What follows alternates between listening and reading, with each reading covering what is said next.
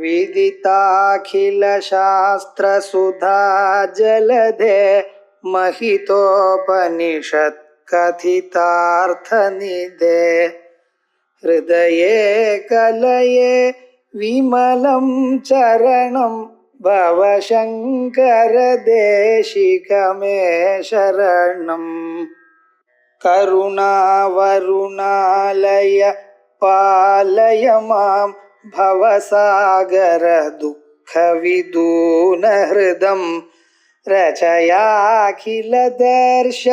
तत्त्वविदं भवशङ्कर देशिकमे शरणम्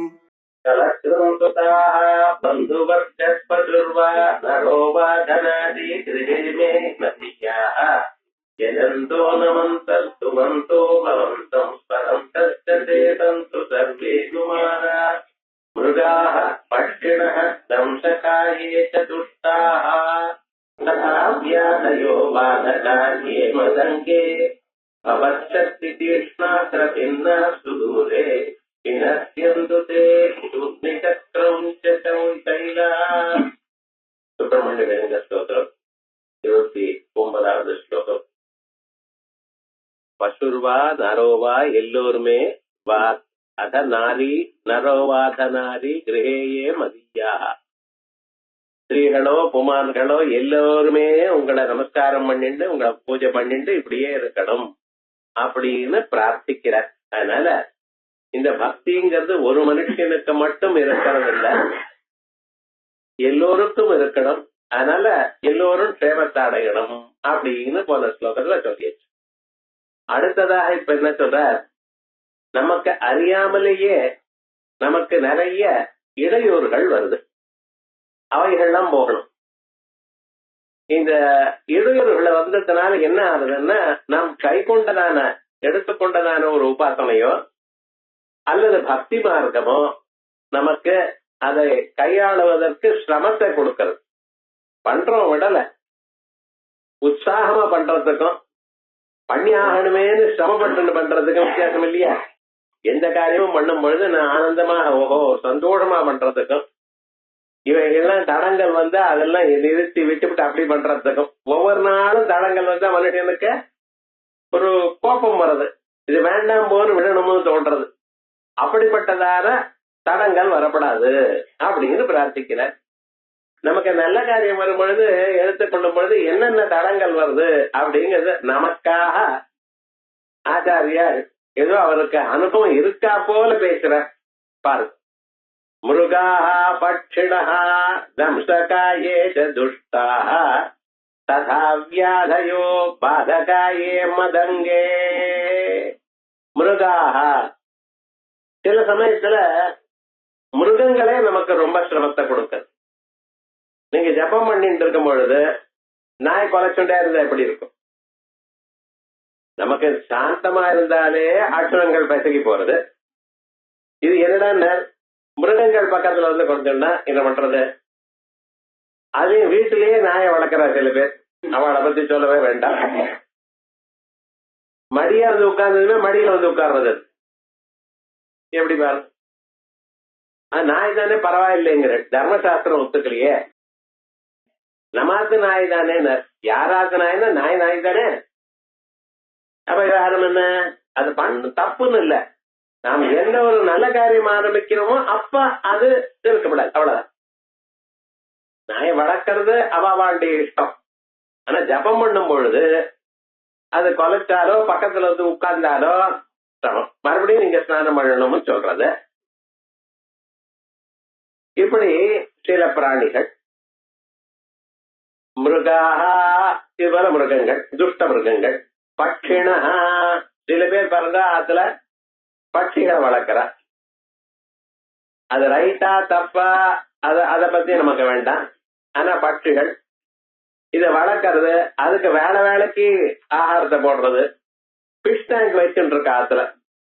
என்னடான அது லக்கிங்கிறான், அது லக்கம். அது எங்கேயோ அது பாட்டுக்கு சுவாதந்திரமா இருக்கிறத கொண்டு வந்து ஆத்துல வச்சுண்டு மனுஷியாளுக்கு என்னென்ன எது நல்லதோ அதை விட்டு விட்டா, சாஸ்திரம் என்ன சொல்றதோ அதை விட்டா. லாபிங் புத்தா ஆத்துல வச்சுக்கணும், ஃபிஷ் டேங்க் ஆத்துல வச்சுக்கணும். இதுல ஏன் தோன்றது?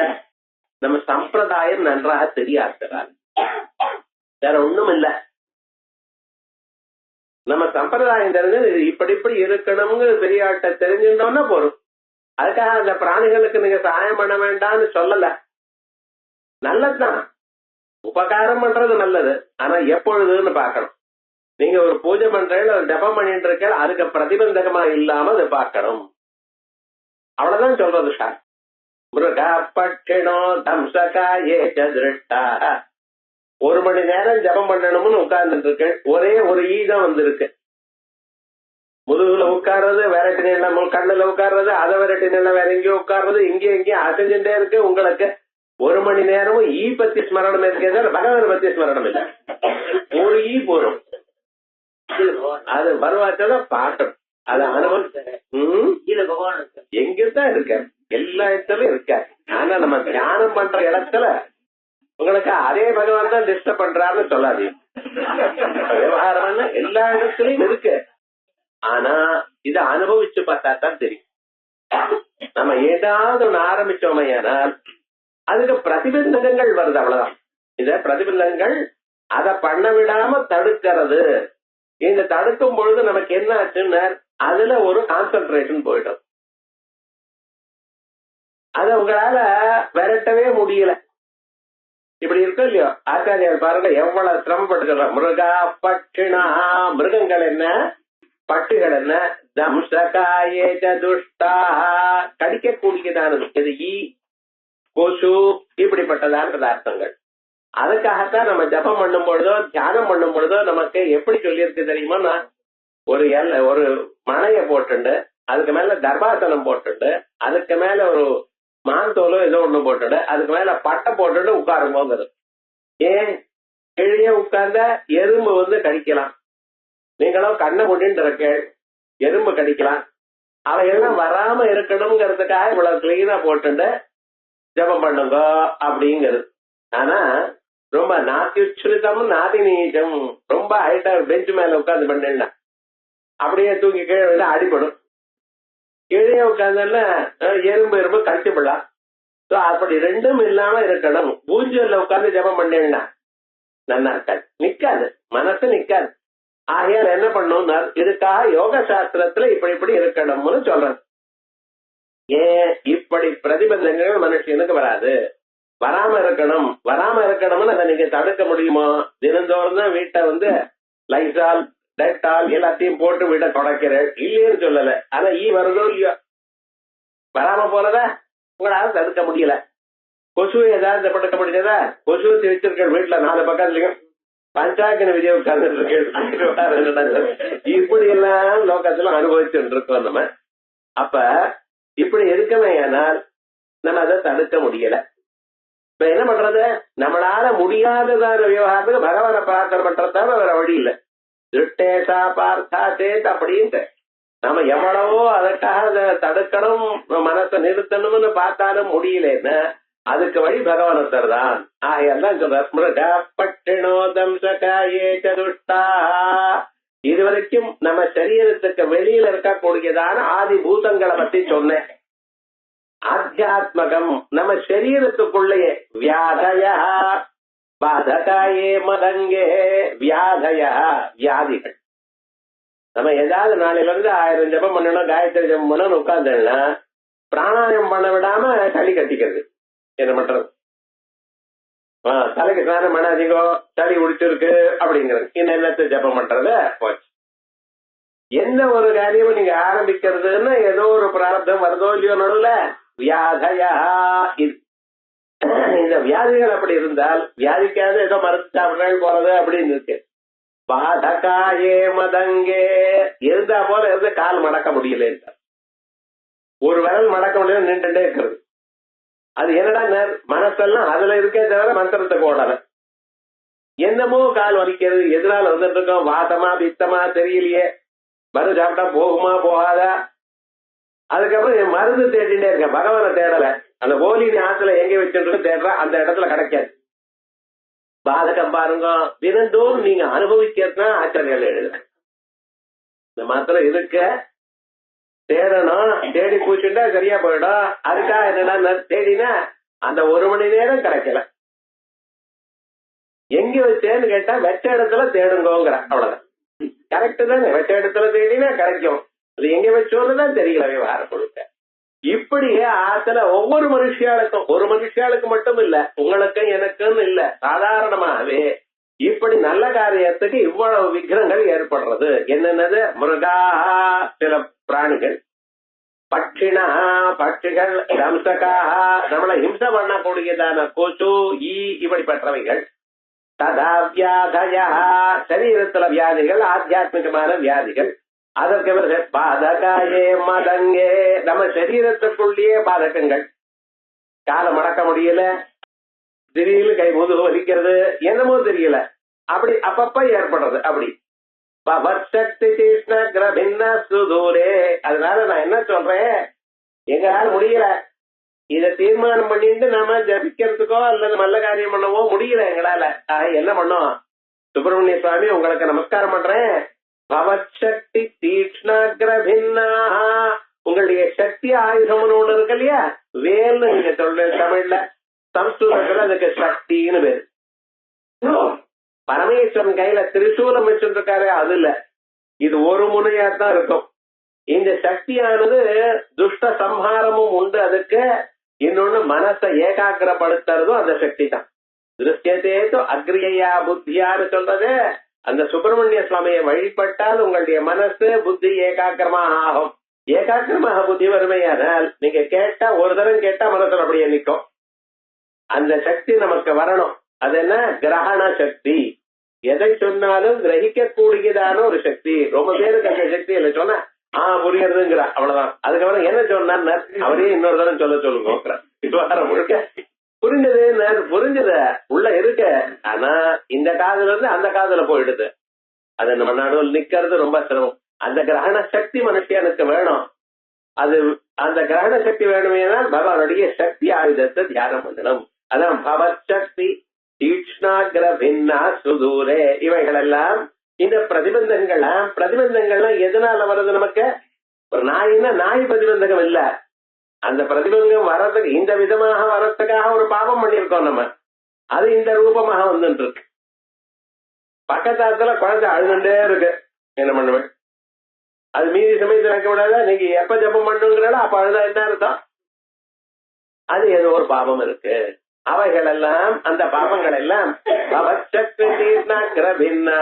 உங்க சத்தியாயுதத்தினுடைய கூர்மையான சத்தியாயுதத்தினால குத்தப்பட்ட சுதூரே வினசியந்து, இங்கே வேண்டாம், சுதூரே வினசியந்து, இந்த பாபங்கள்லாம் என்னை விட்டு வெகு தூரத்துக்கு செல்லட்டும், அது மறுபடியும் இங்கே வர வேண்டாம். அப்படி சுதூரே வினசியந்து கிரௌஞ்ச செய்யலா. இதெல்லாம் என்னால எப்படி முடியுங்கிறடா?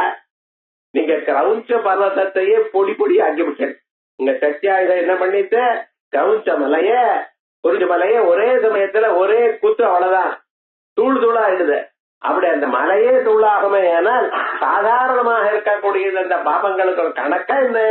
ஆகையால் இவைகள்லாம் சீக்கிரமாக என்னுடைய இடையூறு இல்லாமல் போட்டால் நான் உங்களை தியானம் பண்ணுவேன். உங்க தியானத்துக்காகத்தான் இவைகள்லாம் வேணும்னு கேட்கிறேன் அப்படின்னு பகவான இந்த ஸ்லோகம் நமஸ்காரம் பட்டினோதம் ததா வியாதயோ பாதகாயே மதங்கே பவச்சக்னி தீக்ஷ்ணாகிரபின்னா சுதூரே வினஸ்யந்து தே சூர்ணிதக்ரௌஞ்ச சைலா. பிறகு ஜனித்ரி பிதாச்ச ஸ்வபுத்ராபராதம் சகேதேன கிம் தேவசேன அதிநாதா அஹம் ஜாதி பாலஹ பவான் லோகபதாதஹ சமஸ்வாபராதம் சமஸ்தம் மகேஷா. அடுத்தது ஜனித்ரி பிதாச்ச. உலகத்துல யாரோ இருக்கா, இருந்தாலும் நம்ம எத்தனை தப்பு பண்ணினாலும் அந்த தப்ப அத பொறுத்துண்டு, அது போனா போட்டோம் அப்படின்னு விடுறவா யாருன்னு? அம்மா அப்பா. எத்தனை தப்பு பண்ணிருக்கோம், ஒன்னா ரெண்டா? எத்தனை தரம் சொன்ன பேச்சு கேட்கல, வந்து படி, எத்தனை தரம் அம்மா சொல்றா, போமா, எங்க போவா முழுக்க? இதுதான் கேள்வி எல்லாருக்கும், யூனிவர்சல் அப்படிதான். மாட்டேன், சாப்பிடு, மாட்டேன். அந்த குழந்தைகளை வாயில அப்படியே திறந்து விடுறா, அப்பவும் வெளியில துப்பிடுறது. அந்த குழந்தை வயறு ரொம்பணும்னு அந்த அம்மா எவ்வளவு கஷ்டப்படுறான். இருந்த போதிலும் இது வேணும்னு அதை விட்டுறான். அட்லீஸ்ட் சொல்லலாம் போலியே உப்பு குறைச்சலா இருக்கு, கொஞ்சம் புளிப்பு போடு, அப்பதான் சாப்பிடு. ஆனா கிடையாது. அந்த குழந்தைக்கு ஒண்ணும் தெரியாது. எவ்வளவு வாயில ஊட்டிகிட்டே இருந்தாலும் கீழே கொட்டிகிட்டே இருக்கு. இருந்தாலும் அந்த அம்மா எவ்வளவு கஷ்டப்பட்டு கொடுத்துட்டு இருக்கா தெரியுமா? எவ்வளவு தடவை நம்மள ஹிம்சப்பட்டு இருக்கோம். அம்மா அப்பாவை கொஞ்சம் பாருங்க. சொன்ன பேச்சு கேட்கறோமா? எத்தனை இடத்துல. அப்ப இல்ல இப்ப இப்ப அம்மா அப்பா வயதான பேரு, தெரிஞ்ச பேரு, சாஸ்திரம் பார்த்த பேரு, நிறைய விஷயங்கள் சொன்னா நமக்கு பிடிக்கலன்னு காதுல கேட்காத மாதிரி விட்டுறோமோ இல்லையோ? இவைகள்லாம் பொறுத்துட்டு இருக்காளோ இல்லையோ? அவளுக்கு அனுபவம் வந்தா தான் தெரியுங்கிறல. அவ குழந்தைகள் சொன்ன பேச்ச, உங்க குழந்தைகள் சொன்ன பேச்ச கேட்கலன்னாலும் நீர் இப்பவும் உங்க அம்மா அப்பா சொன்ன பேச்ச கேட்கறல. கொஞ்சம் யோசனை பண்ணி பாரு. விவகாரம் என்னதான் இருந்தாலும் அம்மா அப்பான்னா அது ஒரு மாதிரி 90% கேட்கிறோம். இருந்தாலும் ஒரு 10% இருக்கா இல்லையா பாருங்க. ஆனாலும் அம்மா அப்பா என்ன பண்றாங்க? பொறுத்துக்கிறாரா இல்லையா? ஏதோ போனா போறது, ஏதோ ஒரு சந்தர்ப்பத்தினால கேட்கல, ஏன் கேட்கலாம் தெரியல, அது வேணும்னு கேட்காத போனாலும் என்ன பண்ண முடியும் அவளால? போனா போறது விட்டுருக்கோ அப்படிங்கிறடா இல்லையா? இப்ப லோகத்துல மற்றவர்கள்லாம் நம்ம சொன்ன பேச்சு கேட்கலன்னு விட மாட்டேங்கிறான். ஆபீஸ்ல சொன்ன பேச்சு கேட்கலாம் என்ன பண்றான்? பனிஷ்மெண்ட் கொடுக்கறானோ இல்லையோ? அதே மாதிரி மீதி இடத்துல சொன்ன பேச்சு கேட்கலன்னா ஸ்கூல்லயோ காலேஜ்லயோ வேற எங்க இடத்துலயோ அவ சொன்னதான ரூல்ஸ டிரான்ஸ்லேட் பண்ணினா அடுத்த தடவை பனிஷ்மெண்ட் வரதா இல்லையா? அம்மா அப்பா மட்டும் என்ன விவகாரம்? சொன்ன பேச்சு கேட்கறது இல்ல அப்படின்னு வச்சுட்டு இருக்கோம். கூடிய மட்டும் அவாவா சொல்றா, நான் முடிஞ்ச வரைக்கும் கேட்கறேன் சார். அந்த முடிஞ்ச வரைக்கும் பர்சன்டேஜ் பார்க்கணும். விவகாரம் பார்த்தேன்னா ரொம்ப குறைச்சலா இருக்கு. அப்ப அவ என்ன பண்றா? குழந்தைகள் என்ன சொன்னாலும் என்ன பண்ணினாலும் கூடிய மட்டும் அட்ஜஸ்ட் பண்ணி போறாளோ இல்லையா? ஜனித்ரி பிதாச்ச ஸ்வபுத்ராபராதம். தன்னுடைய குழந்தைகள் பண்ணினான அபராதத்தை எப்படி அம்மா அப்பா 2 பேரும் எப்படி சகிச்சுக்கிறாளோ, சகேதேன கிம், சகிச்சுக்கிறதுலயே என்ன? ஹே தேவசேனாதிநாதா, தேவசேனைகளுக்கு அதிபதியா இருந்துருக்கிய நீ, தேவதைகளுடைய சேனையெல்லாம் உங்க கையில இருக்க, இங்க சொன்னபடி அவ பண்ணிட்டு இருக்க. அப்படி இருந்தாலும் என்னால அப்படி முடியலப்பா. ஆனா ஒண்ணு சொல்றேன், நாங்க என்ன அகம் சாதி பாலஹா, சின்ன குழந்தை. ஞாபகம் வச்சுதா, நமக்கு இருக்கிற வயசெல்லாம் 100 வயசு தான். இந்த 100 வயசுங்கிறது எப்படின்னா, நமக்கு யோஜனை பண்ணிட்டு இருக்கிற காலத்திலேயே ஓடி போயிடுறது. சின்ன வயசுல விளையாட்டுலயே இருந்தோம். அதுக்கப்புறம் எவனே விஷயிக்கனா, உலகத்தை அனுபவிக்கிறது, இங்க போறது, அங்கே போறது, சிங்கப்பூர் போறது, அமெரிக்கா போறது, லண்டன் போறது, இப்படியே சுத்திண்டே இருக்கும். என்ன அங்க பாக்கணும், எல்லாம் போயிட்டு வைராக்கியம் வருது 40-45 வயசுக்கு. எந்த ஊருக்கு போனாலும் மேல ஆகாசம் கீழே பூமி. அட்லீஸ்ட் எங்கேயாவது வேண்டியது கிடைக்கிறது, அந்த ஊர்ல நம்ம சாப்பிடக்கூடிய ஆகாரமும் கிடைக்கல, இப்படிங்கிற ஞானம் வர்றதுக்கே ஒரு 50 வயசு. அதுக்கப்புறம் அப்படியே வார்த்தையார் வந்து வேதாந்த கிளாஸ் கேட்க சொல்ல ஆரம்பிச்சோம்னா, அதை பிராக்டிஸ் பண்றதுக்குள்ள என்னடா ஆச்சுன்னு இருக்கிற சக்தி எல்லாம் உடம்புல போயிடுச்சு. இந்த 100 வயசுன்னு ஒரு கணக்கு வச்சுட்டு இருக்கோமே, இந்த 100 வயசானது நிஜமாகவே போறாத மனுஷன். ஏன்? சின்ன வயசுல இருந்து அவனா இதை ஃபாலோ பண்ண தெரியல. ஆனா இந்த 100 வயசுங்கிறத நீங்க வச்சுட்டு இருக்கல, இதுல முதல் 15 நாள் கிருஷ்ணபக்ஷம் பகல் தேவலோகத்துல, பித்ருலோகத்துல.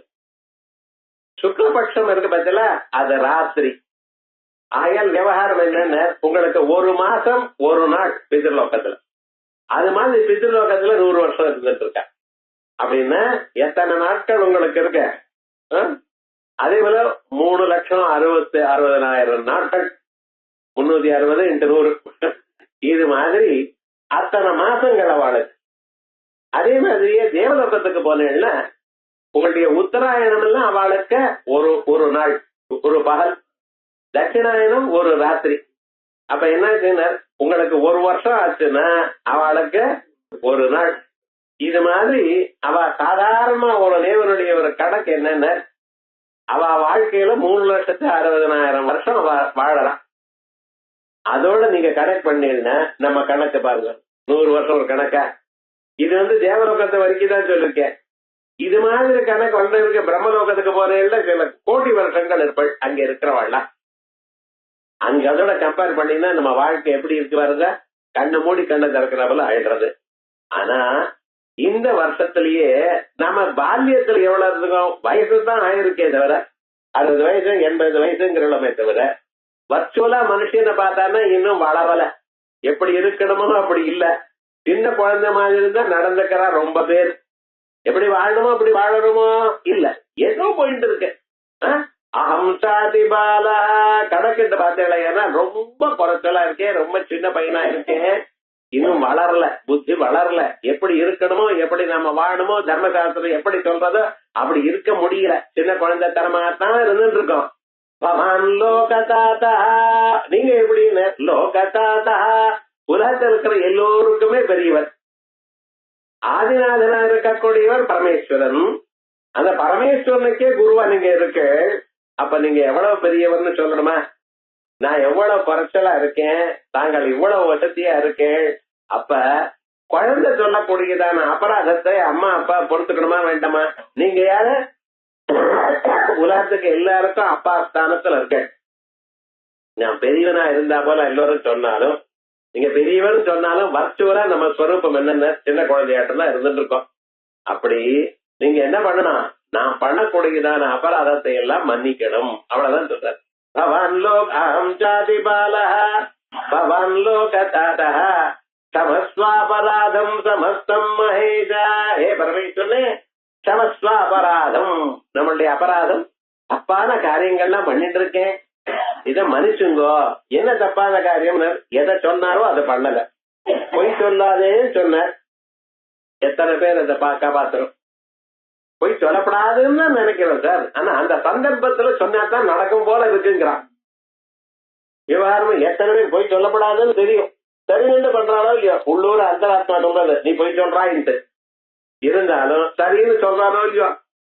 கெட்ட வார்த்தை பேசாதே பேசப்படாதுன்னு தெரியும், இருந்தாலும் டக்குன்னு பேசுறானோ. ஏன்னா அந்த வந்து வந்து வழக்கம் அது. அது இவன் அதுக்கு வரல, அது இன்வாலண்டரியா வந்துடுறது. யாரு? எல்லோரையும். அப்படிங்கிற விவகாரங்கள் எத்தனை நடக்கிறது பாத்தீங்களா? அதே மாதிரி ராமநாம வாக்குல இருந்து வரலாமோ இல்லையோ, வரமாட்டேங்குது. வேற ஏதோ நாம தான் வருது. என்ன பண்றது? இப்படி மனுஷனுடைய ஒரு வாழ்க்கை நடத்தைய பார்த்தோமே ஆனால் வேற ஒண்ணும் இல்ல, மனசுலயே இன்னொருத்தர் மேல டக்குன்னு கோபம் வருதல்லவா. ஏதாவது ஒண்ணு சொன்னா டக்குன்னு கோபம், அதை ஏதோ அட்ஜஸ்ட் பண்றேன், சமாளிச்சுக்கிறேன். பெரியவா இருந்தா சரி, ஆபீஸ்ல பெரியவாளா இருந்தா நீங்க சொல்லப்படாதுங்கிறத, கோபத்தை காமிச்சுக்கப்படாதுன்னு சொல்றேன். இருந்தாலும் மனசுலயும் எழாம இருக்கணுமோ இல்லையா? ஏன் தெரியலையே. இப்படி எத்தனையோ தப்பு நடந்துட்டே இருக்கு விடாம. அதுக்கு என்ன பண்ணலாம்னு வேற ஒண்ணும் இல்ல, உங்கள்கிட்ட க்ஷமாபணம் கேட்டுக்கணும். அதான் க்ஷமஸ்வாபராதம் சமஸ்தம் மகேஷா ஜனித்ரி பிதாச்ச ஸ்வபுத்ராபராதம் சஹேதேன கிம் தேவசேனாதிநாதா அஹம் சாதி பாலஹ பவான் லோகதாதஹ சமஸ்வாபராதம் சமஸ்தம் மகேஷா. இந்த அபராத க்ஷமாபணம்ங்கிறது ஒரு ஆக்ட். பூஜை எல்லாம் பண்ண முடிச்ச பிறகு கடைசியில பிரதர்ஷன நமஸ்காரம் பண்றது. நமஸ்காரம் பண்ணும்போது அபராத க்ஷமாபணம்னு சொல்றது. அப்படி என்ன சொல்றதுன்னா, நான் இவ்வளவு தப்பு பண்ணிவிட்டேன், நீங்க தான் காப்பாற்றணும் அப்படிங்கிற ஒரு அபிப்பிராயத்துக்கு பார்த்தா இது என்ன பண்ணும், மனுஷனுக்கு மறுபடியும் தப்பு பண்ணாம இருக்கிறதுக்கு வழியா இருக்கும். அதுக்காக இந்த க்ஷமாபணம்னு சொல்றது அது ஒரு வழக்கம். அதனால ஸ்லோகத்தை முடிக்கிறப்ப அதை சொன்ன. இதுக்கப்புறம் நீங்க பாட்டுக்கு அபராத க்ஷமாபணம் பண்ணிவிடுங்க, தப்பு பண்ணிட்டே இருக்க வேண்டியது. அது போல எக்ஸ்கியூஸ் மீங்க வேண்டியது. காலை மதிச்சு விட்டு ஒவ்வொரு தடவை மதிச்சுட்டு சாரிங்க வேண்டியது. எத்தனை சார்? ஒரு தடவை பரவாயில்ல, மறுபடியும் மறுபடியும் சாரி சாரின்னு சொல்லிட்டு சரியா போகுமா? பண்ண முடியுமா? அப்படின்னு ஒரு சந்தேகம் வருதா இல்லையா? அதுக்கு பதில் சொல்றாரு அடுத்த ஸ்லோகத்துல. அப்படி இல்ல, நீங்க எத்தனையோ பேருக்கு அடைக்கலம் கொடுத்திருக்க. உங்கள்கிட்ட சேவல் இருக்கு, உங்க கொடியில சேவல் இருக்கு, பாம்பு இருக்கு, அதோட மயில் இருக்கு. இவெல்லாம் யாரும் இருக்கு? ஊர்ல இருக்கிற மயில் இல்ல, அந்த தாரகாசுரன் இவெல்லாம் வந்திருக்கா இல்லையா, அவ மரண காலத்துல பிரார்த்திச்சுட்டாளாம், எப்பொழுதும் நான் உங்கள்கிட்ட இருந்துட்டு இருக்கணும், உங்களுடைய பக்தி எங்களுக்கு இருக்கணும். பகவான் என்ன பண்ணினார்? அவ்வளவு அபராதம் பண்ணின போதிலும் எப்படி உலகத்துல இருக்கிற எல்லோரையும் துன்புறுத்து இருக்கா. அந்த ராட்சசாள்னா யாரு? அத்தனை பேருக்கும் துன்புறுத்து இருக்கா. அவ தாங்க முடியாம வேற வழி இல்லாம மாவிட்ட விட்டு போயிருக்கா. அதுக்கப்புறம் பரமேஸ்வரன் போய் அவர் அழிச்சனமா இருக்கார். அதுக்கப்புறம் தான் சுப்பிரமணிய சுவாமி உற்பத்தி ஆகட்டும்னு சொன்னார். எத்தனை வருஷங்கள் அவ எத்தனை பேருக்கு ஹிம்சை பண்ணியிருக்கா. ஒரு வியக்திக்கு இல்ல, உலகத்தில் இருக்கிற எல்லோருக்கும் பண்ணியிருக்கா. இருந்த போதிலும் அவளை சரிப்படுத்தி அவளுக்கு அந்த அவதாரம் அவளை கொண்டுவிட்டு கடைசியில அவ சொன்னதையும் தான் சரி பண்ணி எடுத்துட்டு இருக்க. நாங்க தோத்து போயிட்டோம், பிராணன் விட்டு இருக்கோம், இருந்தாலும் உங்களுடைய ஸ்வரூபம் உங்களுடைய பக்தி எங்களுக்கு இருக்குன்னு கேட்டதுனாலதான் தாரகாதிகள். அதனால என்ன பண்ணினானா, ஒருத்தர மயில ஆக்கினார், ஒருத்தர சேவலா ஆக்கினார், தன்கிட்டயே வச்சுட்டு இருக்க. அதே மாதிரி நம்ம பார்த்துட்டு இருக்கோம், இவங்கள இந்த மயில வாகனங்கள்லாம் இருக்கு, இது யாரு எதற்கா இப்படி. அந்த வாகனங்களோ அல்ல ஆயுதங்களோ எல்லாத்துக்கும் ஒவ்வொரு அர்த்தம் உண்டு. இந்த மயிலானது கர்வத்தை காட்டுறது. மயிலானது அதுக்கு சந்தோஷம் வந்தது, ஏன் தோகையை விரிச்சு ஆடும். அந்த தோகையை விரிச்சு ஆடுறப்ப அதை பார்த்தேன்னு ஒரே ஆனந்த நுந்திலத்தெல்லாம் இருக்கும் அது பாட்டுக்கு. ஆனா என்ன பண்றதுன்னு அந்த இதெல்லாம் வேண்டான்னு அடக்கி தனக்கு வாகனமா வச்சுட்டு இருக்க. மனுஷனுக்கு சந்தோஷமா காசு நிறைய இருந்ததோ இல்ல சந்தோஷமா வந்தா கர்வமா இருக்கக்கூடாது. எப்போதும் இருக்க மாதிரி தான் இருக்கணும். நீங்க காசு வந்துடும், வந்த காசு போயிடும், ஞாபகம் வச்சுக்கோ. எது நிக்கும், பகவானுடைய பக்தி ஒண்ணுதான் நிக்கும். வாழ்க்கையில பெரியவர்கள்லாம் சொல்லுவார், வந்தது ஏதோ போச்சுன்னா கவலைப்படாத, மறுபடியும் வரும். அதே மாதிரியே இது வந்தது, பொசிஷன் வந்திருக்கு, அது வந்திருக்கு, இதற்கு எதுக்கு நம்பப்படாது. எல்லாம் பகவான் போட்ட பிச்சுங்கிற எண்ணத்துல இருக்கணும். நிறைய உத்தியோகத்துல ஒரு உயர்வு வந்ததோ, நல்ல பொசிஷன் வந்ததோ, அல்லது காசு வந்ததோ, வசதி வந்ததோ, செல்வாக்கு வந்ததோ, இன்னைக்கு கேட்கறா இல்ல நாளைக்கு கேட்பாங்கிற ஒரு நிச்சயம் உண்டா? இன்னொரு விஷயம் வந்து அந்த பக்கம் போயிடலாம் மனுஷன். ஆனா என்ன பண்ணணும், நமக்கு இன்னைக்கு எது கிடைச்சிருக்கோ அதெல்லாம் பகவான் போட்ட பிச்சை. அந்த எண்ணத்துல நீங்க இருக்கணும். இத சொல்றதுக்காக தான் கர்வத்தை குறைக்கிறதுக்காக மயில தன்னிட்ட விட்டுட்டார், வாகனமா பண்ணி வச்சுட்டார். அதே போலயே சேவலை என்ன பண்ணிட்டு இருக்காரு, தன் கையிலேயே கொடிய வச்சுட்டு இருக்காரு. பாருங்க, இவ்வளவு தகராறு பண்ணியதான தாரகா சொன்ன நான் என்ன பண்ணிருக்கேன், அதை கொண்டுட்டு நான் எனக்காக வச்சுட்டு இருக்கேன். அந்த சேவல் கூவிண்டே இருக்கும் காலம் எழுந்ததுமே. அதே மாதிரியே கூவுறதா இல்ல, நீங்க எல்லாம் சுப்பிரமணிய சுவாமி பக்தியை பண்ணுங்க, முருகாங்கிற ஒரு திருநாமாவை சொல்லுங்க அப்படின்னு கூவுறதா. அதுக்காகத்தான் பிளாகா வச்சுட்டு இருக்காரு கையில. பாருங்க, அகையால நம்ம கேக்கினே சக்தயே தாபி துப்யம் கேக்கினே, மயிலுக்கு நமஸ்காரம் பண்றேன். ஏன் அந்த கர்வம் வரப்படாது எனக்கு, நானும் ரொம்ப அழகா இருக்கேன் அப்படிங்கிற கர்வம் வரப்படாது. அழகுன்னு நம்ம நினைக்கிறோம், அது எங்க இருக்குன்னு யாரும் இது வரைக்கும் டிஃபைன் பண்ணல. சரீரத்துல அழகா, முகத்துல அழகா, கண்ணுல அழகா ஒண்ணும் தெரியும். ஏதாவது இந்த சரீரத்துல ஒரு பகுதி ஒரு மாதிரி கோடலா போயிடுச்சுன்னா அப்புறம் அழகு என்ன இருக்கு பாருங்க. லட்சணமா இருக்குன்னா என்ன லட்சணம், ஒரு நாளைக்கு இருந்தா போல வந்து டெம்பரேச்சர் ஜாஸ்தி ஆயிடுச்சு, கண்ணு வெளியில வந்துருச்சு சிங்கத்து கண்ணு மாதிரி, இணையா இப்படி எடுத்துங்கிறான், ஒன்னும் சொல்ல முடியாது. ஆகையால் அழகுன்னு நம்ம என்ன நினைக்கிறோமோ அதெல்லாம் ஒரு க்ஷணத்துல போயிடலாம். அதே போல காசு நிறைய இருக்குன்னு நினைக்கிறோமோ அது ஒரு க்ஷணத்துல போயிடலாம், வரது போறது. ஆனா மனுஷன் எப்பொழுதும் 4 பேருக்கு சகாயம் பண்ணணும். நம்மளால முடிஞ்சதான சகாயம் 10 பேருக்கு பண்ணிக்கொண்டே இருக்கணுங்கிற நல்ல எண்ணம் இருக்கே, அதுதான் அழகு.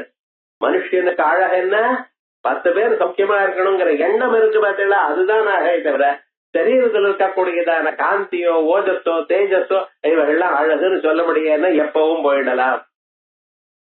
ஆகையால் இந்த அழகுங்கிற கர்வம் மனுஷனுக்கு வரப்படாது.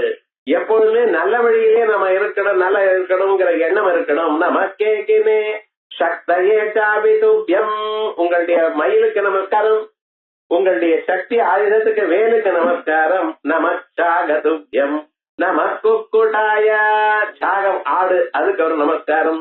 நம குக்குட்டாய, குக்குட்டம் கையில வச்சு சேவல வச்சிருக்காரு அதுக்கு நமஸ்காரம். ஒவ்வொன்னும் ஒவ்வொன்ன சொல்றது. நம சிந்தவே சிந்து தேசாய துப்யம், சிந்து தேசம் சிந்து நதி அதுக்கு ஒரு நமஸ்காரம். ஏன்னா பகவான் அங்க இருந்துட்டு இருக்காரு.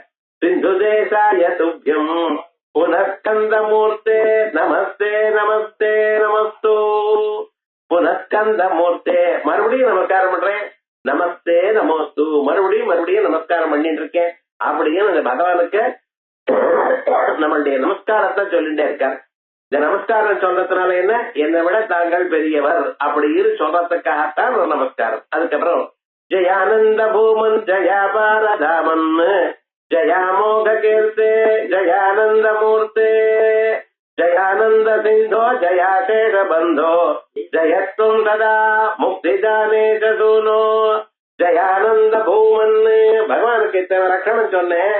அவருடைய நிஜமான ஸ்வரூப லட்சணம் என்ன, ஆனந்தம். எப்பொழுதும் ஆனந்த வடிவமாவே இருக்க. சாதாரண ஆனந்தம் இல்ல, சிவானந்தம். சிவானந்தம்னா மனசுல கவலை இல்லாதான ஒரு ஆனந்தம். எத்தனை ப்ராப்ளம்ஸ், எத்தனை இடையூறு இருந்த போதிலும் அவைகள்னால அடிபடாமல் ஏகாந்தமாக ஒரு ஆனந்த பெருக்கிலேயே இருக்கக்கூடியதான ஸ்வரூபத்துக்கு சிவானந்தம்னு பேர். அந்த சிவானந்தத்துல ஜெயானந்த பூமன்னு இந்த உபனிஷத்துகள்ல பூமான்னு சொல்றது. எத்திர நானியத் பசியதி நானியத் ருணோதி நானியத் விஜானாதி ச பூமா. என் நிலையில உங்களை விட இன்னொன்னு கண்ணால பார்க்க முடியலையோ, எதிரில காதால கேட்கலையோ, எதனால அறியாலையோ அந்த நிலைக்கு பூமானு. தூக்கத்துல நீங்க எப்படி இருக்கு? கண்ணால பாக்குறேடா, ஏதாவது காதால கேக்குறடா, காது இருக்க, தரம் இருக்க, கேக்குறடா, ஏதாவது அறிவு வருதோ இல்ல. ஆனா முழிச்சுட்டு வந்து பிறகு என்ன பண்ற? நிம்மதியா தூங்கினேன் சார்.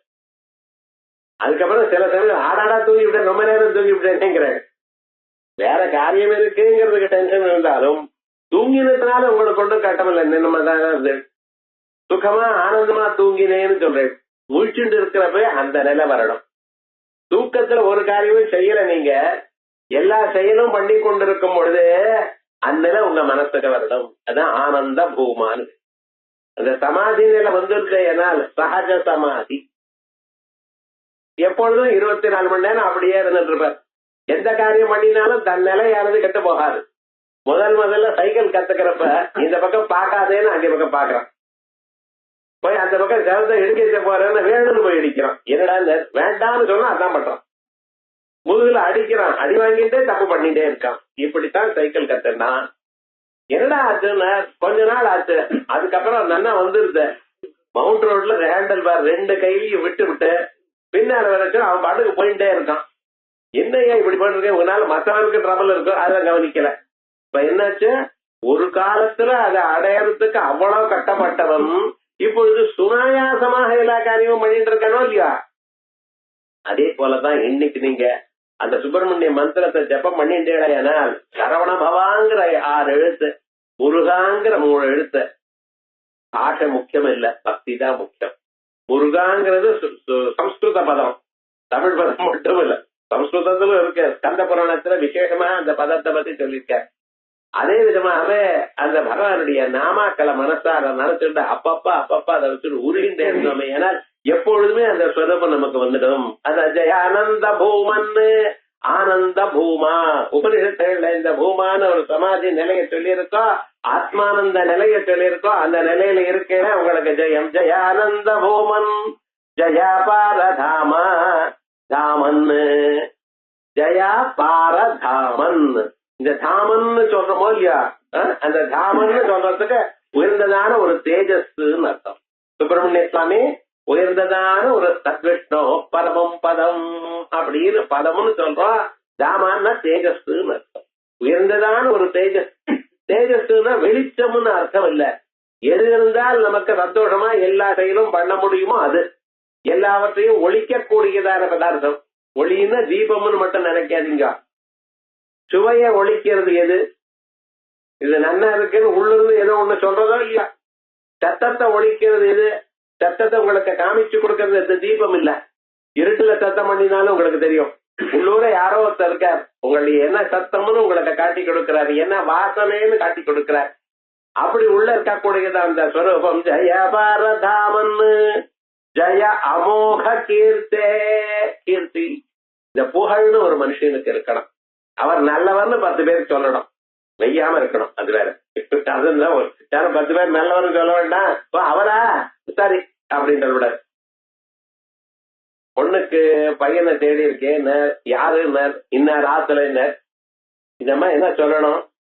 சாதாரண சரி அப்படின்னு சொல்லிருக்கவன்னா அந்த பொண்ண கழுத்துக்கு ஒரு கல்ல கட்டி விட்டு கடத்துல தள்ள வேண்டியதுதானே. விவகாரம்னு இந்த ஆத்துல சம்பந்தம் பார்த்திருக்கேன்னு சொன்ன அவ்வளவுதான். அதுக்கு இப்படி பதில் சொன்னா எப்படி இருக்கும் பாருங்க.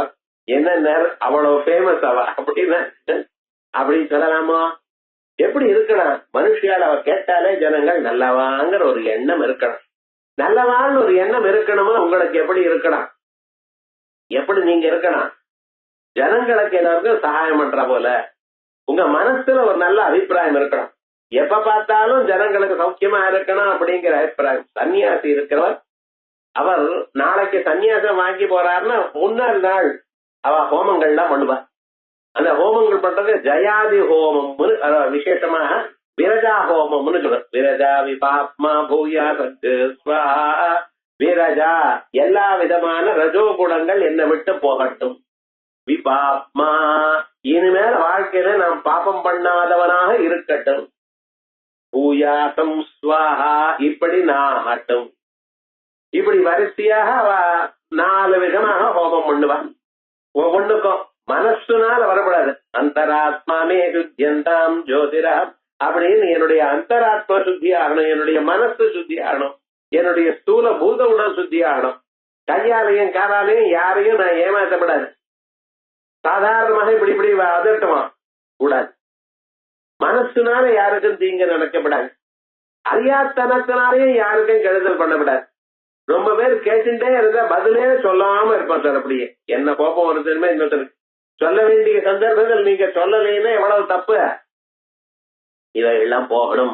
ஞானாத்மானே சுத்தியந்தா. நம்ம தெரியாது ஏதோ அறிஞ்சிருக்கோம். நான் அறிஞ்சதுதான் ரைட்டுன்னு நினைச்சுட்டு அதுல ஒரு கர்வம் இருக்கும். இவையெல்லாம் போகணும். இப்படி இந்த விரஜா ஹோமங்கள்லாம் பண்ணி அவன் பரம சுத்தமா இருந்து கொண்டு அடுத்த நாள் காலையில இருந்து எல்லாத்தையும் விட்டுட்டு சன்னியாசம் வைக்கிறேன். அப்படிப்பட்ட அந்த நிலை நமக்கு வரணுமையானா நம்ம எப்படி இருக்கணும்? உலகத்துக்கெல்லாம் அபயத்தை கொடுக்கிறாராம். என்ன அபயம்? என்னால உங்களுக்கு ஒரு விதமான தீங்கு நடக்காதுன்னு உலகத்துல யாரையும் ஹிம்சை பண்ண மாட்டேன். அதனால இனிமேல எனக்கு ரட்சணம் வேண்டாம்னு காயத்ரி மந்திரம் விட்டார். சன்னியாசத்துல எதை விட்டார்? காயத்ரி மந்திரத்தை விட்டார். கர்ம பண்றதுக்கு உபயோகப்படக்கூடியதான அந்த பூனலை விட்டார், சிகையை விட்டார். அதை வச்சு நம்ம என்ன பண்றோம்? சிகாயை வாட்டு மந்திரம் சொல்றா இல்லையா? அது இருக்கணும் இங்க. அதே போல பூனல் இருக்கணும். இவைகள்லாம் மந்திரத்துக்கு அங்கம். இனிமேல் நான் மந்திரத்தை பண்ண மாட்டேன். ஏன் பண்ண மாட்டேன்? இனிமேல எனக்கு ரட்சணம் வேண்டியதில்லை, ப்ரொடெக்ஷன் வேண்டியது இல்லை. ஏன்? நான் தான் யாருக்கும் தீங்கு பண்ண போறது இல்லையே. அப்ப உலகத்தோட நான் ஏன் பயப்படணும்? வேண்டியதில்லை. இப்படி பண்ணிட்டு இருக்க. அதனாலதான் அந்த சன்னியாசி கண்டா எல்லோரும் நமஸ்காரம் பண்றோம். காரணம் என்ன? அவ மனசுல நல்ல எண்ணம் இருக்குங்கிற அபிப்பிராயத்துல. அதே போல ஒரு நல்ல புகழ் வரணும் எல்லோருக்கும். இவர் நல்லவருங்கிற ஒரு அபிப்பிராயம் நமக்கு வரணுங்கிறதுக்காக தான் ஜயானந்த கீர்த்தே அமோக கீர்த்தே ஜயானந்த மூர்த்தே ஆனந்தமூர்த்தி. மனுஷனை பார்த்தாலே சிடு சிடுன்னு இருக்கக்கூடாது. அந்த முகத்துல ஒரு காம்னஸ், ஒரு சாந்தி, ஒரு ஆனந்தம் தெரியும். அதுக்காக பல்லு தெரிகிற போல சிரிச்சுட்டே இருக்கக்கூடாது. முகத்தை பார்த்ததுலயே ஒரு தெளிவு தெரியணும் மனுஷாருக்கு. அந்த தெளிவு எப்பொழுது வரும்? மனசு தெளிவுந்தா தான் மனசுல வரும். ஆகையால் அந்த ஆனந்த ஸ்வரூபம் உள்ளூர இருக்கணும். நீங்க ஆனந்த ஸ்வரூபம் இருக்கணும்னா நமக்கு ஆனந்தம் இருக்கோ? இல்ல. ஆனந்த வடிவமான இருக்கக்கூடியதான சுப்பிரமணிய சுவாமியை நினைச்சடையானால் உங்களுக்கு ஆனந்தம் வரும். ஆகையால் அவர் எப்படிப்பட்டவர்? ஆனந்தமூர்த்தே. வேதங்கள் எல்லாம் பகவான் ஆனந்த ஸ்வரூபம், ஆனந்தோ பிரம்மே திவ்யஜானாத் விஞ்ஞானமானந்தம் பிரம்மா அப்படின்னு சொல்றதுக்கு காரணம் என்ன? அவர் ஆனந்தமாக இருக்கார் என்று தாங்கள் கருதி அதையே நமஸ்காரம் பண்ணிட்டு அதையே தியானம் பண்ணிட்டதுனால உங்க மனசுலயும் தெளிவு ஏற்படும். அதனால ஜெயானந்தமூர்த்தே ஜெயானந்த சிந்தோ. ஆனந்த கடல். ஆனந்தம் ஏதோ கொஞ்சம் நெஞ்சம் இருக்குன்னு ஆனந்த கடல். ஜெயானந்த சிந்தோ ஜெய அசேஷ பந்தோ. அவர் ஆனந்த வடிவமா இருக்கலாம், ஆனா ஒருத்தருக்கும் ஒரு சகாயம் பண்றாரு அப்படி இல்ல. அசேஷ பந்தோ, எல்லோருக்கும் பந்துவா இருக்கார். இந்த பந்துங்கிற பதத்துக்கு அர்த்தம் பண்ணும். பந்தனாத் பந்து, கட்டா இருப்பா. இவாள ஒரு இனத்துக்கு சேர்ந்தவா அப்படி. இந்த குஜராத்திகள்லாம் இருக்க பார்த்தீங்களா? அவள்லாம் எப்படி தெரியுமா? யாராவது பிசினஸ்ல நட்டமா எடுத்துல அங்க இருக்கிற அந்த குரூப்ல இருக்கிறவா எல்லாரும் சேர்ந்துட்டு ஆளுக்கு ஏதோ கொஞ்சம் போட்டுன்னு மறுபடியும் அவர் ஆரம்பிப்பா. அது போல 3 தரம் பண்றாளாம். அப்படி ஒரு கட்டு இருக்கு பாருங்க. நம்மளாம் என்ன ஆச்சுன்னு விழுந்துட்டானா கைகுட்டிட்டு இருப்போம். அப்பாடா ஒரு ஆளு போச்சு அப்படி. அது இருக்க விடாது. விவகாரம் என்ன? எல்லோருக்கும் சகாயம். இதான் பந்துக்கள்னு சொல்லு. பந்துன்னா என்ன அர்த்தம்? நமக்கு கஷ்டம் வரும்பொழுது நம்மள தாங்கிட்டு மறுபடியும் முன்னுக்கு போறதுக்கு சகாயம் பண்றவான்னு அர்த்தம். அதனாலதான் விவாதிகள்லாம் நம்ம பந்துக்கள்ல கூப்பிட்டோம். என்னவா இருந்தாலும் பந்துக்களை கைவிடப்படாதுன்னு சாஸ்திரம் சொல்றது. துஷேனாவி பரித்யக்தா நப்ரரோஹந்தி தாண்டுலா. நிறைய காசு இருக்கு சார் உங்களுக்கு, பந்துக்களோட ஒரு பிரயோஜனமும் இல்ல, யாரும் ஹெல்ப் பண்ண வேண்டியதுல 10 தலைமுறைக்கு வேண்டியதான காசு சேர்த்து வச்சுட்டு நீங்க இருந்த போதிலும் என்ன பந்துக்களை உதாசீனப்படுத்தாதேங்கிறது காசு. அவளால் உங்களுக்கு ஒரு காரியமும் இல்லையே, அப்ப ஏன் அவளுக்கு நீங்க பண்ணணும், வேண்டியது இல்லையே, அப்படி பண்ணாதப்ப ஏன் எதுக்கு பண்ணப்படாத? சாஸ்திரம் சொல்றது, இப்ப நெல் இருக்க, நெல்லுல எது நமக்கு ரொம்ப முக்கியமானது? உள்ள இருக்கிற அரிசி தான், அதுதான் நம்ம கொள்ள போறோம். அது மேல இருக்கக்கூடியதான பூமி பிரயோஜனம் இல்ல. அதுக்காக என்ன பண்ணினார் ஒருத்தர், எல்லா நெல்லையும் எடுத்துட்டு வந்து மிஷன்ல போட்டு எல்லா பூமியும் எடுத்துட்டார். சரியா போயிடுச்சு, கிளீனா எல்லாம் அரிசி வந்துருது. அடுத்த வருஷம் பரிசோதனை பண்ணணும்னு பார்த்தேனால் என்ன நெல் இல்ல, அரிசியை போட்டா வருமானா? நிச்சயமா வராது.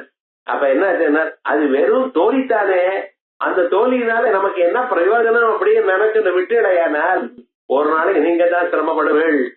அப்ப என்ன பண்ண, துஷேனாபி வெறும் துஷம் விட்டு விட்டுடையானால் நப்ரரோகந்தி தண்டுலாக, அரிசியா வளைய போறது கிடையாது. அதே போல நாளைக்கு உங்காத்துல பேரனோ பேத்தியோ பிறந்தானே ஆனால் அவனுக்கு கல்யாணம் பண்ணுமோ இல்லையோ, அப்ப பந்துக்கள் வேணுமா வேண்டாமா?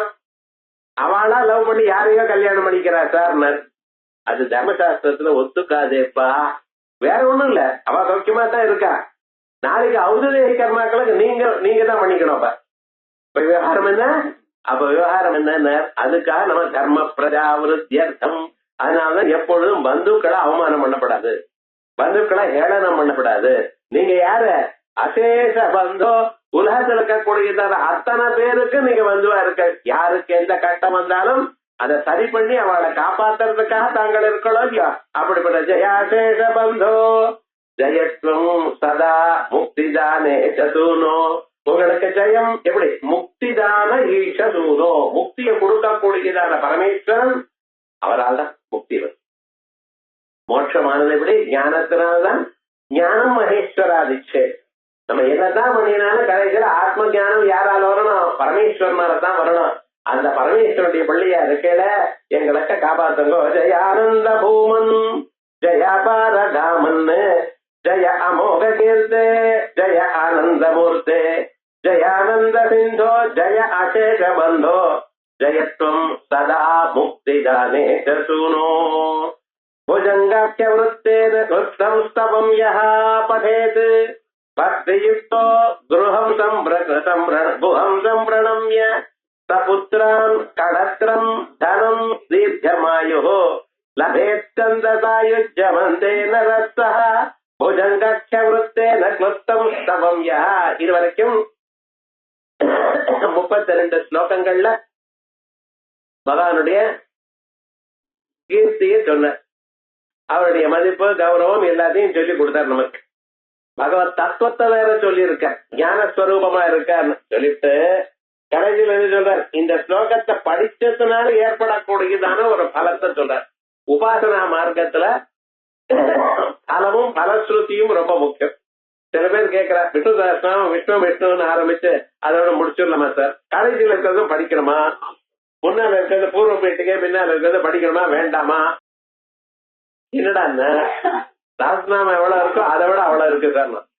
முன்னால 57 ஸ்லோகங்கள், பின்னால 88 ஸ்லோகங்கள், நடுவுல இருக்கிறதே 102 ஸ்லோகங்கள். ரொம்ப இருக்கு, இதை விட அது பெருசா இருக்கு சார். நான் வெறும் அம்பாளை பத்து மட்டும் படிச்சேன், பூர்வத்திர பாகம் படிக்க வேண்டாம் அப்படின்னு சொல்றேன். இது என்ன, பக்திக்கு பக்தி மட்டும் வளரணும்னா நடுவில் இருக்கிற பாகம் படிச்சா போறோம். ஆனா உபாசனா மார்க்கத்துல முதல்ல முன்னாலேயும் பின்னாலேயும் இருக்கிறது சேர்த்து படிக்கிறோம். ஏன் இவ்வளவு உயர்ந்ததான ஒரு தத்துவம் என்றதான எண்ணத்துல படிக்கணும்னு சொல்றோம். பரஸ்ருதி நீங்க கேட்கும் பொழுது இவ்வளவு பலத்தை கொடுக்கக்கூடியதான ஒரு தெய்வம் எனக்கூடியதான எண்ணத்தோட நம்ம படிக்கணுமா? அதுக்காகத்தான் உபாசனா மார்க்கத்துல இதையும் சேர்க்கணும்னு சொல்லியிருக்கேன். அதனால படிக்கணும்னு சொன்னா பாராயணம் பண்றதுன்னு எப்படி பாராயணம் பண்றது? பூர்வ பாகம் படிக்கணும், நடுபாகம் படிக்கணும், உத்தர பாகம் முன்னாலையும் பின்னால் படிக்க நடுவில் விட்டுட்டேன். அது எது முக்கியமோ அதை விட்டுவிட்டான். விவகாரம் என்னென்ன இதையும். ஆனா ஒரு தடவை நீங்க 10 தரம் பாராயணம் பண்றேன் அப்படின்னு வேண்டிட்டேன்னா அப்பொழுது என்ன பண்ணா, முதல்ல ஒரு தரம் படிச்சு விட்டு பூர்வ பாகம் 10 தரம் பாராயணம் பண்ணிட்டு கடைசியில ஒரு தரம் படிச்சா போறோம். விவகாரம் என்ன, ஒரு தரம் படிக்கிறதா இருந்தா டோட்டலா படிக்கணும். 10 தரம் 100 தரம் அப்படின்னு லட்சார்ச்சனை பண்றேன் அது இதுன்னு பண்றதா இருந்தால் அப்ப முதல்ல ஒரு தரம் படிச்சுட்டு மீதி எல்லாம் நடுபாகம் மட்டும் படிச்சுட்டு கடைசியில படிக்கலாம். அது ரைட். அதே போலயே துர்கா சப்தஸ்தி போல கிரந்தங்கள் எல்லாம் அவைகளும் எல்லாத்துக்கும் அந்த மத்திய பாகத்தை ஒரு தரம் முன்னாலையும் பின்னாலையும் ஒரு தரம் படிக்கணும். நிறைய தரம் படிக்கிறதா இருந்தால் முன்னாலையும் பின்னாலையும் ஒரு தரம் படிச்சுட்டு நடுவில் இருக்கிறத பல தரம் படிக்கலாம். இப்படி அதே போல இந்த பகவானுடைய நாமாவை சொல்லும் பொழுது அதனுடைய பலஸ்ருதி என்ன அதை தெரிஞ்சுட்டு படிக்கணும். அதை தெரிஞ்சுட்டு படிச்சா அதிகமான பலம். அதுக்காக புஜங்காட்சிய விருத்தே நக்லப்தம் ஸ்தவம் யா புஜங்காட்சிய விருத்தம் இது பாம்பு நெளிகிறா போல இருக்கும் ஒவ்வொரு ஸ்லோகமும். அதை நீங்க பார்த்தீங்களா? ஜனித்ரி பிதாச்ச ஸ்வபுத்ராபராதம் சஹேதேன கிம் தேவசேன அதிநாத அஹம் சாதி பாலோ பவான் லோகபால தாதா சமஸ்வாபராதம் சமஸ்தம் மகேஜ. இப்படி போகும்பொழுதே இந்த பாம்பு நெளிகிறா போலயே போறது இல்லையா விருத்தம். இந்த விருத்தமானது இப்படி இருக்கிறதுனால என்ன லாபம் தெரியுமோ நான் சுலபமாக வாயில நுழையும். சில ஸ்லோகங்கள்லாம் ரொம்ப கஷ்டம். அப்படி இல்லாம எல்லோராக்கும் சொல்லக்கூடியது இப்படிப்பட்டதான விருத்தங்கள் நம்ம குழந்தைகளுக்கு சொல்லித்தரணும். ஆத்துல குழந்தைகளுக்கு இது போல ஸ்லோகங்கள் சொல்லி தரணும். ஏன்னா வாயில நல்லா நுழையும். ஒரு கஷ்டமான பதம் ஒண்ணும் கிடையாது. இன்னொரு ஸ்லோகம் சொல்ல போறார், அதுல தீர்க்கமே கிடையாது. பஜ பஜ லட்சுமி நரசிம்ஹ பத சரசி ஜமகரந்தம் எல்லாம் ஹரஸ்வம் தான் பாரு. ஆச்சாரியார் பண்ணதெல்லாம் பாத்தீங்கன்னா தீர்க்கமே லெங்க்தியா வரவே வராது. எல்லாமே பிரபு ஜீவ பிரியமிச்சதி சேத் பஜலட்சுமி அப்படின்னு தவஹிதமே கம்பட்சியே எல்லாமே ஹரஸ்வமாவே சொல்லிட்டு போறார். எதற்காக? அந்த குழந்தைகளுக்கும் இது நல்லா நுழையணும் வாயில. அவ அதை சொல்லணும். நாம இப்ப எல்லாம் சொல்லிக் கொடுக்கறது இல்ல. அவ சினிமா பாட்டு பாடிட்டே இருக்கா. வெறும் அவ காதுல என்ன வருமோ விழுமோ அத்தானே பாடிட்டு இருக்கா. அவ விவகாரம் யாரது தப்பு? உங்களுக்கு தான். அதனால பாக்கணும். நம்ம இந்த ஸ்லோகங்கள்லாம் படிக்கணும், குழந்தைகளுக்கு சொல்லி தரணும். நீங்க அவளுக்கு குழந்தை சொல்லி தரணும். அவ கத்துக்கலன்னு சொல்லக்கூடாது. நீங்க 10 நாள் சொல்லிட்டே இருந்தேன்னா அவ காதுல விழுந்து அதுக்கப்புறம் அவளே படிக்க ஆரம்பிச்சிருவான். இது ரொம்ப பாக்கணும். பழைய நாள்ல ரொம்ப பழைய நாள்ல ஒரு 20-30 வருஷத்துக்கு கூட அதுல எல்லா பொண்டுகளுக்கும் சௌந்தர்ய ஹரி சிவானந்த ஹரி எல்லாம் வந்துட்டு இருந்தது. இப்ப இருக்கக்கூடிய மாடர்ன் டேஸ்ல பிறகு என்ன வருது? ஒண்ணும் கிடையாது. ஏன் அவளை நேரம் ஐஐடி காமிச்சு அப்படியே அமெரிக்கால அனுப்புறதுலயே நமக்கு குறிப்பு. தப்பு இல்ல, காசு நகா சம்பாதிக்க வேண்டியதுதான், படிக்க வேண்டியதுதான். ஆனா விவகாரம் என்னாச்சு? எது மனசுக்கு ரொம்ப முக்கியமோ அது போயிட்டு இருக்க. அது பார்க்கணும். மனுஷனுடைய வேணுங்க காசு மட்டும் லைஃப் இல்ல. காசு மட்டுமோ அல்லது புகழ் மட்டுமோ வாழ்க்கை இல்ல.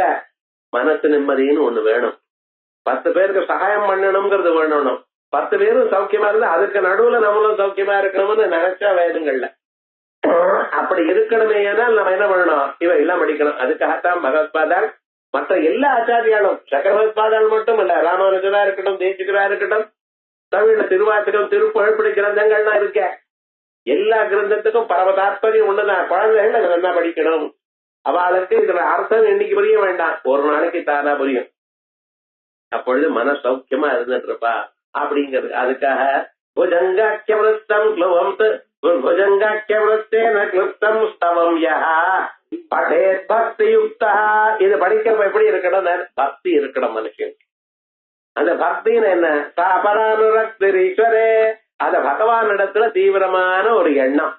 நிச்சயமாக இவர் என்னை காப்பாற்றுவார் எனக்கூடியதான ஒரு எண்ணம். அவரிடத்துல ஒரு அபிமானம் இருக்கணும். நிச்சயமா இவர் காப்பாற்றுவார், நல்லவர்ங்கிற எண்ணத்தோட நீங்க படிங்க. பக்தி படேத் பக்தி யுக்தோ முகம் சம்பிரணம்ய. ஒரு தரம் சுப்பிரமணிய சுவாமிக்கு நமஸ்காரம் பண்ணிட்டு இத படிங்க. என்ன லாபம் சுவாமி? புத்திரானு குழந்தை கிடைக்கும். களத்திரம் ஆத்துக்காரின்னு என்ன? எல்லாருக்கும் தான் ஆத்துக்காரி இருக்குன்னு சொன்ன பேச்சு கேட்கிற ஆத்துக்காரி எல்லாருக்கும் தான் கேட்டுட்டு இருக்கேன். அப்படி மட்டும் இல்ல, உங்க மனசுக்கு சந்தோஷமா. மனுஷனுக்கு சந்தோஷம் என்ன அப்படின்னு தர்மபுத்திர யக்ஷம் கேட்டார். அந்த யக்ஷம் கேட்கும் பொழுது எது நிஜமாக சந்தோஷம் அப்படின்னு கேட்கும் பொழுது அவர் சொன்னார், தினமும் பணம் வரணும், ஆரோக்கியமா இருக்கணும், நித்தியம் அரோகிதாசா வர்ஷஸ்ய புத்திரஹா.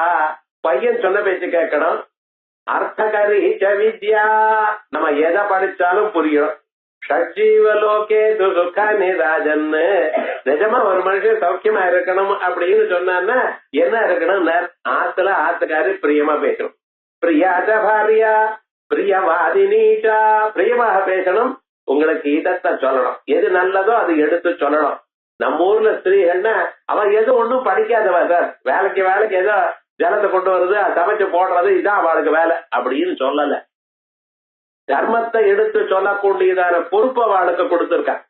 இவர் தப்பு வழியால போனா நீங்க போறது தப்புன்னு எடுத்து சொல்லக்கூடியதான ரைட் அவளுக்குத்தான் உண்டு, வேற யாருக்கும் கிடையாது.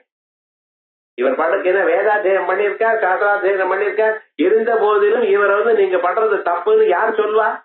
சொல்லக்கூடியதான ரைட் அவளுக்குத்தான் உண்டு. அதனாலதான் ஸ்திரீகளை சமானமா சொல்றோம். சங்கச்சத்வம் சம்பதத்வம் சம்போமனாம் சுஜானதாம். விவாக சந்தர்ப்பத்துல என்ன சொல்ற? உங்க 2 பேரும் மனசும் ஒன்னா இருக்கட்டும், 2 பேரும் ஒன்னா நடங்க. வாழ்க்கையில நடக்கிறது சங்கச்சத்வம், ஒன்னா நடக்கணுமா. சம்பதத்வம், 2 பேரும் ஒரே பேச்சு பேசணும். அவருக்கு ஏதோ வந்திருக்க 100 ரூபாய் கொடுங்க அப்படின்னு, இவர் 100 ரூபாய் கொடுக்கணும்னு நினைக்கிற காலத்திலே 100 ரூபாய் கொடுங்கன்னு சொல்லணுமா. சம்பதத்வம் சம்போமனாம் சுஜானதாம், 2 பேருக்கும் மனசு ஒன்னாக நடக்கணும், எப்பொழுதும் ஒன்னாகவே திங்க் பண்ணணும் இப்படின்னு சொல்றத. ஆகையால் களத்திரம் சபுத்திரம் களத்திரம் தனம் எல்லாமும் இருக்கு சார். 1000 நல்ல குணம் இருந்தாலும் காசுன்னு ஒண்ணு இல்லாத போனால் அது பிரயோஜனப்படாது.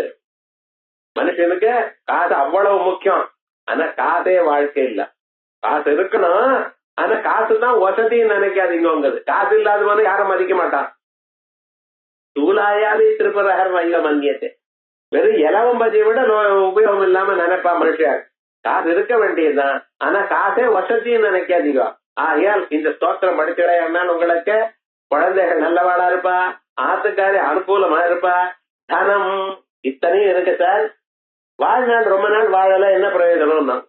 தீர்க்கமாயோ அது இருக்கணும், தீர்க்கமாக. அப்ப தீர்காயுசுன்னா என்ன அப்படின்னு கேள்வி கேட்டேன். இப்ப நம்ம சாதாரணமா சதாபிஷேகம்னு சொன்னோம் இல்லையா, 82 வயசு 82 வயசு 8 மாசம் அப்படின்னா சஹஸ்ர சந்திர தர்சனம், இது சாதாரணமா அவ்வளவு இருக்கணும்.